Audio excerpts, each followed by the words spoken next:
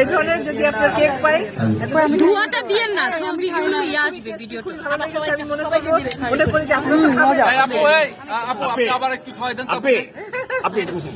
দেন আপুকে খাওয়াই। আরে দুইজন একত্রে দিলে হবে। একটু পরে। হ্যাঁ, ওকে। হ্যাঁ এই ধোঁয়াতে কিছু দেখা যায়। হ্যাঁ, ধোঁয়াটা দিয়ে না। এই স্মোকার দেখ কেমন ভাই?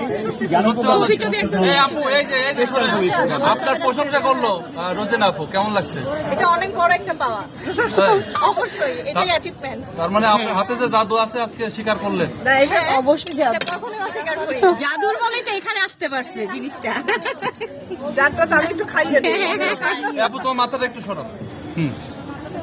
আসলে কিন্তু একটা কথার কথা না, আসলে জাদু আছে। আসলে ভালো মজা, খুবই মজা। আপু রিভিউ দেয়া মানে বিশাল ব্যাপার। দাও দিয়ে দিলাম তোমারে, দাও একদম পুরা ভাইরাল কেক হাইলাইট উঠাই দিলাম। না, ভাইরাল কেক, আগারগাঁওয়ের ভাইরাল কেক। রোজেনা আপু প্রশংসা করো মানে কি? হ্যাঁ সেইটাই, আগারগাঁওয়ের ভাইরাল কেক শেষ। আমার আপু আমার মনে যাচ্ছে কি জানো, মন চাচ্ছে পুরোটাই খাই ফেলে। অনেক মজা। টেস্ট করো কেকটা, এদিকে আসো প্লিজ। অভি কোথায় গেল রে? অভি আরেকটু দেন তো আপুকে, আরেকটু দেন তো আপু। দেখে মানে ইয়া হয়ে যায়। আপু দাও। দেখে অভি নার্ভাস হয়ে যায়। অভিজ্ঞতা কেমন? আচ্ছা অভি ভাইকে একটু দেন তো, অভি ভাইকে। অভিজ্ঞতা শোনো, সত্যি টেস্টি, সত্যি আজকে কিন্তু এতটা মিষ্টি না, কিন্তু দেখি আমরা একটু টেস্ট করি। আপনি তো করবে। আপু আসেন।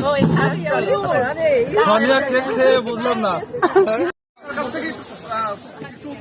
সেটা হলো এই কেকটা আপনি খাইলেন, যে আপু কেক নিজ হাতে বানিয়েছে, ওনার হাতে নাকি জাদু আছে। আপনি কেমন লেগেছে কেকটা আসলে? আপু আসলে জাদু আছে। আপু